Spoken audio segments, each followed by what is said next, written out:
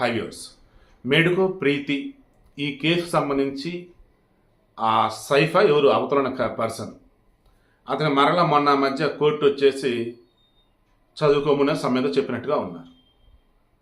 అంతకుముందు కోర్టు వచ్చేసి ఇలా చెప్తేనే మరలా మధ్యలో ఎవరైతే అక్కడ కమిటీ ఉందో చర్చించి లేదు ఇతను తప్పు చేసి పక్కన పెట్టారు.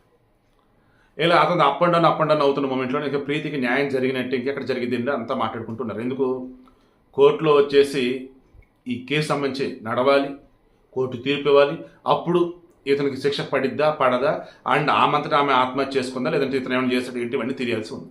ఇప్పటివరకు ఉన్న అప్డేట్ ఏంటి, ఈ ప్రీతి కేసులో ఆమంతటా ఆమె బాడీలోకి కొన్ని రకాల కెమికల్స్ లాంటివి ఇంజెక్ట్ చేసుకుంది అన్నట్టు.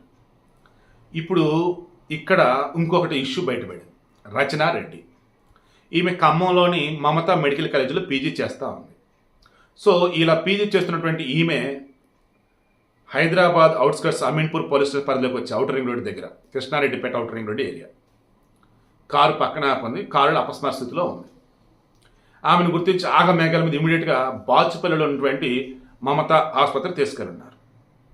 ఎందుకంటే అక్కడ ఆమె ఇంటర్న్షిప్ చేస్తూ ఉంది. తీరా చెక్ చేస్తే అప్పటికే చనిపోయిందయ్యా అన్నారు. ప్రాథమికంగా తెలిసింది ఆమె మత్తు ఇంజక్షన్ బాడీలోకి ఎక్కువ ఇంజెక్ట్ చేసుకుంది. మనకి ఈ మత్తు ఇంజక్షన్ అనేది చాలా ప్రమాదం. అని ఎనస్థిషియన్స్ ఉంటారు కదా, ఎక్స్పర్ట్స్ అనమాట. మనకి ఏ ప్రాబ్లం ఉంటే మనకి ఏ ఆపరేషన్ చేస్తున్నారు ఏంటని చూసి చాలా లిమిటెడ్ క్వాంటిటీలో 0.5 ml 0.2 ml 1 ml ఎంత ఏంటని చూసి వాళ్ళు లెక్క ప్రకారం ఇస్తారు. ఏ మాత్రం ఆ మత్తు ఇంజక్షన్ డోస్ హెవీ అయిందనుకోండి అపస్మార స్థితిలో వెళ్ళిపోయి మనం చనిపోతాం. ఇప్పుడు ఈ అమ్మాయి రచనారెడ్డికి సంబంధించి ఆ మత్తు ఇంజక్షన్ హెవీగా బాడీలోకి ఇంజెక్ట్ చేసుకుంది, అందుకే అమ్మాయి చనిపోయింది అని మనకు ప్రాథమికంగా వచ్చింది. బట్ అనుమానాస్పద మృతిగానే పోలీసులు కన్సిడర్ చేస్తారు, ఇన్వెస్టిగేషన్ జరుగుతూ ఉంది. ఇక ఇప్పుడు ఈమెకు సంబంధించి సంగారెడ్డి జిల్లా రామచంద్రాపురంలో వీళ్ళు ఉంటారు. వెల్ సెటిల్డ్ ఫ్యామిలీ, అసలు ఇబ్బంది ఏమీ లేదు. మంచి డాక్టర్ అవ్వాలనేది ఆమె యొక్క లక్ష్యం. అందుకే ఖమ్మం మమతా మెడికల్ కాలేజీలో పీజీ చేస్తూ ఉంది. ఇక్కడ వచ్చేసి బాచుపల్లి మమతా దానుల ఆసుపత్రిలో వచ్చేసి ఇంటర్న్షిప్ చేస్తూ ఉంది. ఇప్పుడు తెలిసింది ఏంట్రై అంటే పాపం ఆ అమ్మాయికి మార్చిలో పెళ్ళి అట, వచ్చే నెలలో పెళ్ళి. మొన్న నవంబర్, దట్ మీన్స్ 2023 నవంబర్లో ఎంగేజ్మెంట్ అయింది. 2023లో ఎంగేజ్మెంట్ నవంబర్లో, ఇప్పుడు 2024 మార్చిలో పెళ్లి జరగాలి. ఈ ఫిబ్రవరిలో ఆత్మహత్య చేసేసుకుంది. ఎందుకు ఇదే తెలియాలి. నిజంగా అవతలు ఎవరైతే చేసుకోవాలని అనుకున్నారో పెళ్లి చేయాల్సిన అవతలు ఈమె పెళ్లి చేసుకోవాల్సిన వ్యక్తి ఉన్నారు. అతని వల్ల ఏదైనా ఇబ్బందులా, అతని ఫ్యామిలీ వాళ్ళు ఇబ్బందులా, లేదన్నప్పుడు ఇంకేమికి ఏదైనా ఇష్యూస్ ఉన్నాయా తెలియకుండా నేను తొందరపడి ఏం మాట్లాడదలుచుకోవాలి. బట్ రచనారెడ్డి చనిపోవడం చాలా చాలా బాధాకరం.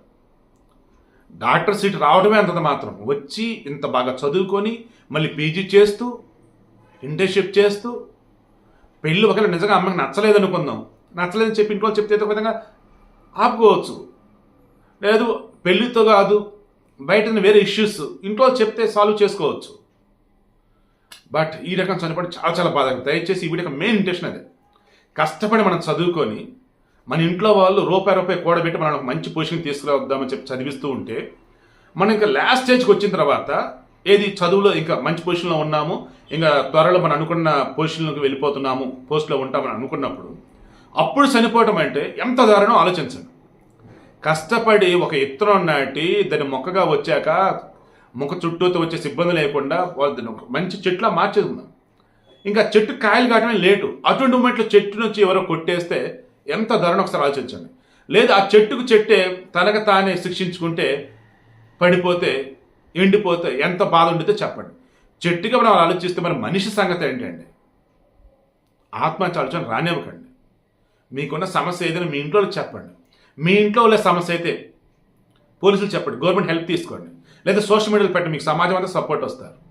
మీరేమో ధైర్యంగా ఉండండి ప్లీజ్.